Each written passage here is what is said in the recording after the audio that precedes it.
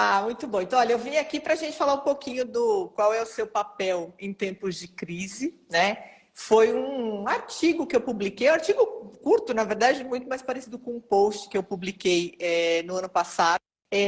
Me chamou a atenção um artigo que foi publicado pela Forbes que falava justamente das demissões, né? Então, na pandemia a gente foi acompanhando aí empresas fechando, né? Reduzindo o quadro, tentando ali contornar tudo isso. Então, no final do ano passado, a Forbes fez uma provocação, acho que não só da situação do Covid, mas a gente sempre enfrenta isso, né? As empresas fazem o que antigamente se falava lá o downsizing, né? E elas aprendem a trabalhar diferente, aí vem inteligência artificial, e aí elas reduzem o quadro. E de como é que a gente pode, tinha algumas dicas ali, né? Para a gente passar por essas mudanças sem ficar tão ansioso, se é que é possível, né? Mas fazendo uma melhor gestão das emoções, entendendo que é um movimento normal, né, da vida. E ficou ali para mim, né, eu até coloquei ali como a chave mestra das dicas, que seria o controle que está no seu controle, né? Não tem de controlar o incontrolável. E aí eu fiz um paralelo com aquele filme 2012, eu até menciono no artigo, olha, não é o melhor filme do mundo, mas é um bom entretenimento. E ali ele coloca vários papéis que me chamaram a atenção, né? Da gente viver uma iminência ali do mundo se acabando, né? E aí me chamou a atenção ali os papéis, né? O pai de família que não prestava muito atenção na família, começou a dar valor depois que perdeu, né? O papel do político, o papel do cientista. Então vieram vários papéis ali, eu fiz essa reflexão de como é que será, né, que a gente encara, os diferentes perfis das pessoas encaram a crise, né? Como é que às vezes a gente está tão aflito e quando a gente olha para o lado, alguém vem e está muito mais tranquilo, né? Passando pelos mesmos problemas, a gente fala, como é que pode, né? Como é que isso me afeta, né? E eu, Rogério, falando bastante de autoconhecimento, né? Eu trabalho muito com essa questão de vamos entender o seu perfil, né? O que você precisa, né? O que uma pessoa precisa. Tem perfis que precisam mais de segurança. E só o fato de um anúncio, por exemplo, da Covid, a pessoa já se desespera, mesmo sem ainda saber o que vai acontecer. Mas fala, olha, está acontecendo uma coisa diferente, né? Tem pessoas que precisam mesmo ter ali uma situação palpável, começar a acompanhar o que está acontecendo, perceber que alguém do seu lado adoeceu, nesse caso de Covid, né? Então, as pessoas, elas têm esses perfis diferentes e elas deveriam, né? Eu falo, não é que... Né? Mas elas poderiam se conhecer melhor para elas entenderem o que de fato as afeta, né?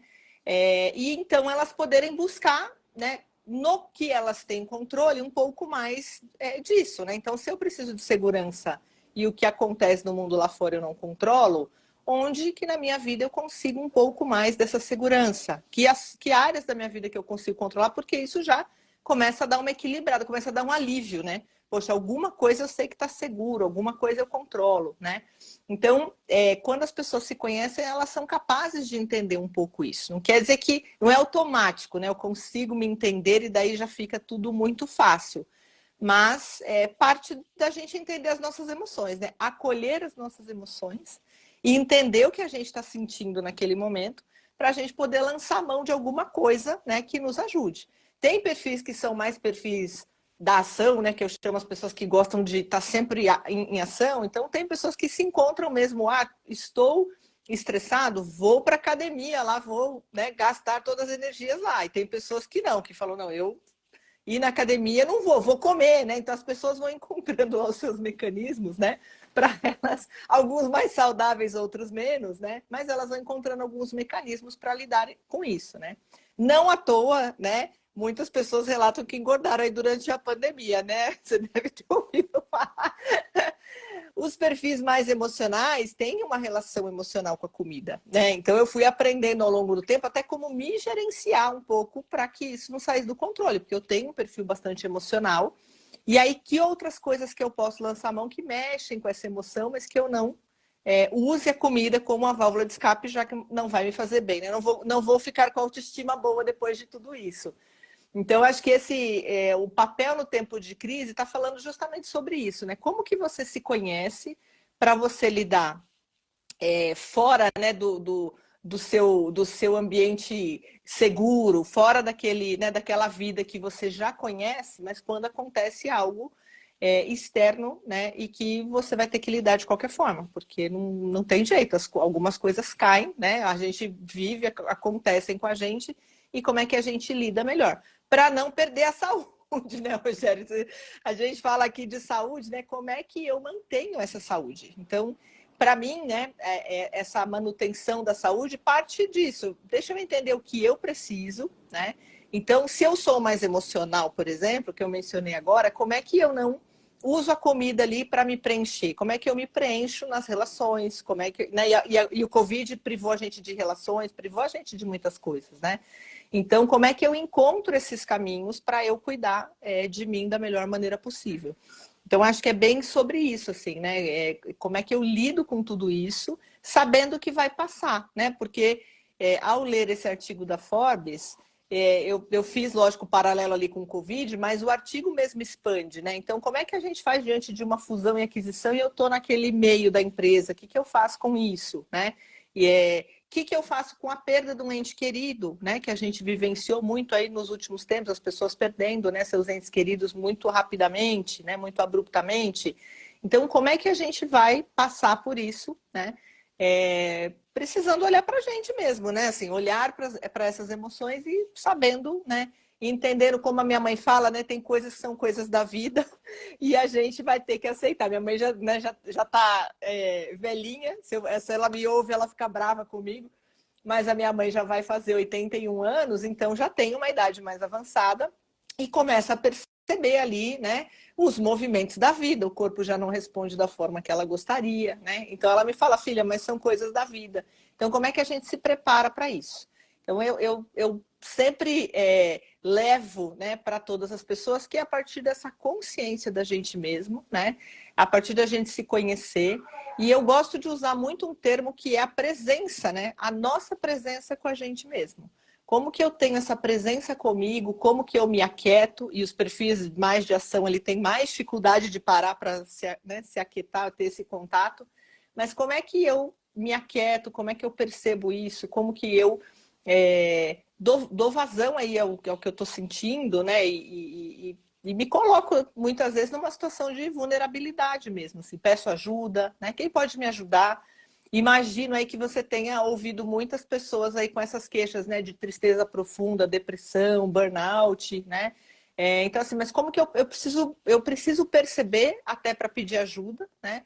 E aí, para eu poder reconhecer, para eu poder entender que não é uma fraqueza, isso é uma coisa que eu escuto muito nas empresas. Não posso falar que eu estou triste, não posso falar que eu sequer que, né? Imagina se eu falar que eu tenho burnout. Acho que a demissão, muitas vezes, a pessoa percebe como muito pior do que o burnout, né? Então, as pessoas têm muito medo disso, de confessarem para si mesmas, né, como elas estão. Mas quando a gente consegue fazer isso, é quando a gente consegue lidar melhor com essas crises, né? A gente entender que ferramentas, o que a gente lança a mão para a gente ficar melhor com isso, né? E para a gente não sofrer um ataque de pânico, um ataque de ansiedade todas as vezes que alguma coisa muda, né? Que a única coisa que a gente sabe é que vai mudar, né? E com a tecnologia vindo aí de uma forma tão avassaladora, né? As redes sociais, tudo isso que a gente teve que aprender, as lives mesmo, né, Rogério? A gente live, curso online, as primeiras vezes foram horríveis, assim, porque a gente não sabia mexer, tinha muita coisa para controlar, né? A gente tinha que falar, tinha o chat. Hoje a gente meio que tira de letra e sabe que está tudo bem, né? Vai falhar, vai cair a conexão e a gente retoma. Então, essas coisas, esses aprendizados, eles são muito importantes para a gente. Ajudam nesse processo de maturidade, né? E nos ajudam a passar aí pelas crises de uma forma um pouco menos sofrida, né? Para não falar, olha, não, vamos passar de uma forma leve. A ideia é que a gente tente o mais leve possível, nem sempre vai ser, né? Mas o que eu gosto nos processos de autoconhecimento, porque eu falo para as pessoas assim, dói a gente ter contato com algumas coisas nossas que a gente nem tinha parado para pensar muitas vezes, pode doer um pouco, né? E não quer dizer que a gente vai virar uma pessoa perfeita. Eu nunca mais vou ter alguma atitude, algum comportamento aí que seja inadequado ou que alguém fale, né? Então, assim, a gente não é que isso vai acontecer. mas a gente volta mais rápido para o nosso centro de equilíbrio, porque daí eu sei o que eu preciso fazer. Então, se eu saio ali do controle em qualquer situação, eu consigo dar uma pausa, respirar, deixa eu perceber aqui o que eu estou sentindo, o que eu posso fazer que vai ser melhor para mim, né? E a gente volta mais rápido. Então, acho que o grande benefício é a gente conseguir se reerguer mais rapidamente e aí num outro nível, né? Com os aprendizados todos que as crises trazem para a gente, né? Porque as crises doem, mas são grandes oportunidades também de a gente aprender, né? Acho que é isso, Rogério. Não sei, aí acho que agora fica, né, à vontade para você me fazer algumas perguntas e a gente ir batendo papo. Que bacana, Betina. Olha, e ouvindo você falar, né, que interessante, né? Você trouxe, em primeiro lugar, a questão do autocuidado, do autoconhecimento, Sim. que apareceu em vários outros encontros aqui da gente nesse ciclo, né? A Fátima falou disso quando falou de saúde mental nas empresas. A gente, na parte de dor e estresse também isso apareceu. E essa coisa de compreender, de entender as emoções, está muito relacionado com aquela sequência, né, dos pensamentos e dos comportamentos, né? Sim. Então, crises, todos nós vamos passar e todos nós estamos passando. Elas sempre aconteceram, elas só estão mais aceleradas, né? Se a gente for pensar que isso acontece em ciclos mais curtos também, porque o mundo é mais veloz em tudo, né? Em todos os e como você bem lembrou, né? Quer dizer, a única coisa que não muda é a mudança. A gente vai ter mudanças e elas vão ser cada vez mais aceleradas, o que vai implicar em crises e necessidades de adaptação. Exato. Então, vai estar sempre nesse movimento de olhar para si mesmo, de entender o que isso repercute na gente, quais são as nossas vulnerabilidades e o que a gente vai fazer com isso. Acho que essa talvez é a questão mais importante nessa conversa consigo mesmo, né? De o que eu faço com tudo isso para dar conta de tudo isso, né? E muito legal que você pôde trazer essa reflexão para a gente, né, Betina? Sim. E aí eu acho que tem essa coisa, né? Que eu não dou, como é que eu dou conta de tudo isso e entendendo que às vezes eu não vou dar conta sozinha, né? Porque às vezes a gente quer se fazer de forte, né? Não vou fazer, não vou, olha, eu que sou mãe, não vou dar o braço a torcer, porque se eu de repente peço ajuda, de repente meus filhos vão ficar preocupados, né? Então a gente se preocupa com muitas coisas, mas às vezes o pedir ajuda é o melhor mesmo, né? Inclusive para os filhos, né? Meus filhos às vezes falavam assim, nossa mãe, adulto é tudo bom, né? Porque vocês resolvem tudo, vocês pegam o carro e vão para o lugar que você... Tudo pode. E tudo é perfeito. E aí, quando a gente começa a conversar com eles, eles começam a entender que não é assim, né? A vida de adulto, ela não é só facilidade, né? A gente enfrenta vários desafios, mas a gente vai se preparando para isso. Então, a gente desmistifica um pouco isso também, porque eu fiquei pensando nessa época, sabe, Rogério, falando assim, se meus filhos estão achando que é tudo maravilha, ou eles vão se frustrar muito quando eles chegarem nessa fase adulta, né? Ou eles vão falar, mãe, né? Eu não sei, vão ficar perdidos. Eu falei, o que eles vão pensar, né? Eu estou esperando ser adulto para ser maravilhoso e hoje eu não curto. Então, vieram várias reflexões e a partir daí a gente, lógico, a pandemia principalmente trouxe momentos muito de volta, né, em casa para a gente poder conversar, a gente muito junto o tempo todo, então foi uma super oportunidade nesse sentido, né? Então a gente começou a conversar bastante para eles entenderem que não... Assim, todos nós temos as crises, as frustrações, né? Não é porque é criança, porque é adulto. Então, o que a gente pode aprender com tudo isso? E principalmente, né, pedindo ajuda, ou pelo menos dizendo, olha, eu não estou bem hoje, hoje não é o melhor dia para a gente, de repente, ter algum tipo de conversa. Né? Então, se a gente se conhece, Rogério, a gente pode fazer isso. Fala, olha, Rogério, a gente marcou lá uma reunião, né? Empresa acontece, marcamos uma reunião de feedback. Quando a gente fala assim, olha, percebe como é que a pessoa está naquele dia, né? Você está, o seu líder, o liderado dos dois ali, porque às vezes não é o melhor dia, né? A pessoa não está bem, aquela reunião não vai fluir. E para isso, e tudo, né? Para a gente tomar melhores decisões, para a gente poder ter conversas mais saudáveis, né? Que também não quer dizer que são mais saudáveis, não quer dizer que são só flores, né? Mas assim, conversas mais saudáveis, que a gente tem alguns resultados mais positivos e a gente possa tomar as melhores decisões para aquela situação. Então, é muito importante a gente se reconhecer por tudo isso, né? Para a gente poder até A comunicação não violenta fala isso, né? Se a gente para a gente se perceber, eu consigo manifestar para o outro, né? Entender o que está me afetando naquela relação e fazer o meu pedido. Que é, olha, vamos mudar essa reunião para outro dia? Ou, olha, eu estou precisando muito conversar com você, vamos marcar um horário? Então, assim, como que eu faço essa conversa, né, ser muito melhor, né? E isso ajuda a gente a passar pelas crises, a gente a somar nas crises, né? E não a gente dividir. Então, acho que isso é um grande ganho, né? O processo de autoconhecimento, de novo, ele é um processo que mesmo que a gente tenha ferramentas e tenha ajuda, ele é um processo interno que é muito solitário, né? Que muitas vezes a gente tem contato com coisas que a gente não gosta ou não tinha percebido, e aí a gente começa a movimentar muitas coisas, mas ele é muito bonito nesse sentido, né? A beleza está nesse sentido de o que eu faço com isso depois e eu consigo gerenciar melhor tudo isso, né?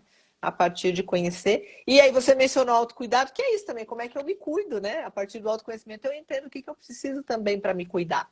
Então isso é muito importante aí para a gente lidar até, né, com as ansiedades aí, que é um mundo super ansioso hoje, né? Como é que a gente lida com isso? Verdade, né, Betina? E quando você falou da rede de apoio familiar, né, a gente realmente precisa estar cada vez mais perto. E esse exemplo dos seus filhos é muito interessante, né? Me fez lembrar tem a expressão em inglês, né, você precisa caminhar com os meus sapatos, né? Eu acho que em português é meio cada um sabe aonde que o seu calo aperta, né? Porque as pessoas Isso. de fora, elas olham assim, tudo funciona, tá tudo bem com você a vida é maravilhosa, funciona perfeitamente. Esse Sim. mundo editado que a gente vive, né, assim, né, de Exato. paz e tudo mais, não é essa impressão. Sim. Mas eu acho também, né, e olha que interessante, né, você trouxe também uma coisa que o Leonardo Soares, não sei se ele está aqui na live hoje, trouxe na fala dele, quando ele falou de liderança, da questão da gente pedir ajuda e também dizer, hoje eu não estou bem, e Sim. se eu não estou bem hoje, vamos fazer isso depois, né? Mostrar essa vulnerabilidade é uma demonstração de força, não de fraqueza. E Exato. às vezes a pessoa acha o contrário, né? Se ela não dividir isso com os outros, né? Além do fardo ficar maior, mais pesado, o resultado vai ser pior também, né, Betina? Exato, exato. E os líderes, viu, Rogério, eles pensam muito assim ainda, né? Que eles precisam ter a resposta para tudo, porque afinal de contas eles são os líderes, então se eu não tenho uma resposta, como é que fica a minha posição, né? Mas muitas vezes não é do time, é um sentimento deles mesmo. Eu preciso ter as respostas, eu preciso dar conta de tudo hoje, né? E aí eu falo para eles, mas o trabalho não acaba hoje, né? O que é prioridade? Como é que você faz o seu planejamento? Então, esse é um mito, né, que a gente traz e que eu até brinco em alguns treinamentos, né, que assim, a gente colocava ali o líder como o super-homem, né? Ele estava acima de tudo, fazia tudo sozinho, tinha o olhar, aquele raio-x, voava, né, sobrevoava sobre todo mundo, tinha força, né? Mas todo líder tem a sua criptonita, né? E aí eu sempre brinco assim, olha, dos filmes, né, de super-heróis individuais da nossa época, né? Hoje a gente tem os grupos, né? Os Avengers, então assim, eles juntaram os poderes. Então, a grande beleza de você liderar hoje é você permitir que o seu time também brilhe nas potencialidades deles e ficar mais leve, porque eles se sentem com aquele peso todo. E aí eu falo, gente, mas vocês contratam o time para fazer coisas que são as coisas que você não vai fazer e que não necessariamente você é o melhor naquilo, né? Então, levar essa nova forma da liderança também se ver, né? É super importante, mas é um processo de mudança de novo, né? Eu me assusto quando imagina, eu vou perder o poder. Não é sobre perder o poder, né? É sobre você somar forças para que o resultado seja ainda melhor, sem que algumas pessoas morram no caminho, né? Algumas pessoas saiam do jogo no meio do caminho. Mas é uma mudança realmente uma mudança, a gente fala, uma mudança de mindset, né? Uma mudança de mindset muito forte, e esse tem sido um trabalho grande aí nas empresas onde eu costumo trabalhar e conversar com esses líderes para que eles se permitam, né?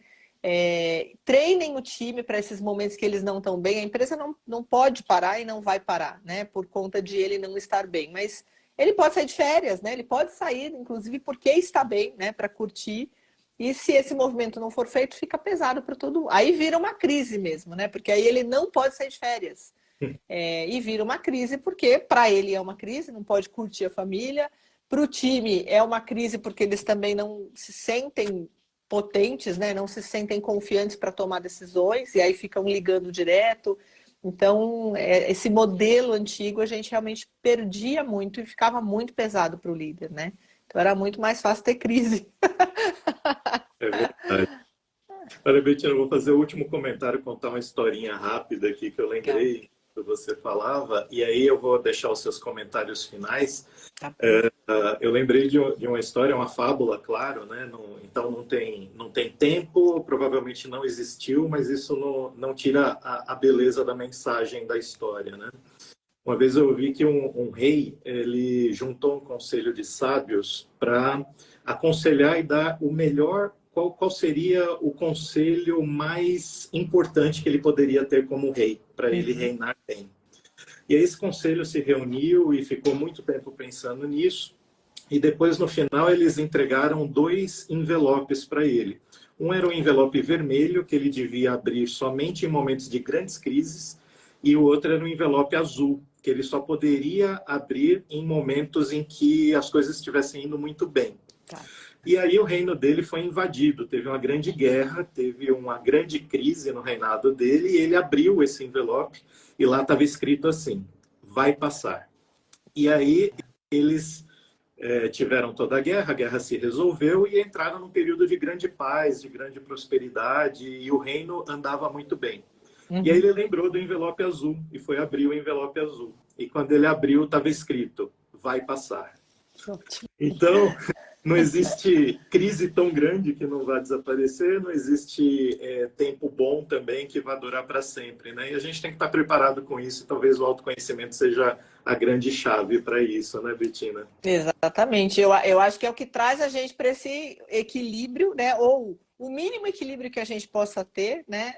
Em quaisquer desses momentos. Então é importante mesmo a gente estar sempre se cuidando acima de tudo, né? Eu falo assim, a gente não se cuida, a gente também. Eu gosto muito, Rogério, né? Acho que como essa mensagem final, que é um lugar comum, talvez até tenha virado aí um chavão, mas a gente pensar em quando a gente entra, né, no avião e a gente recebe as instruções ali dos comissários de bordo, né? Que eles falam assim, ó, né, se houver descompressurização da cabine, né? Máscaras de oxigênio cairão sobre sua cabeça, coloque a sua primeiro, porque realmente, se você não colocar a sua primeiro e não se cuidar, você perde a oportunidade de cuidar de quem você ama, né?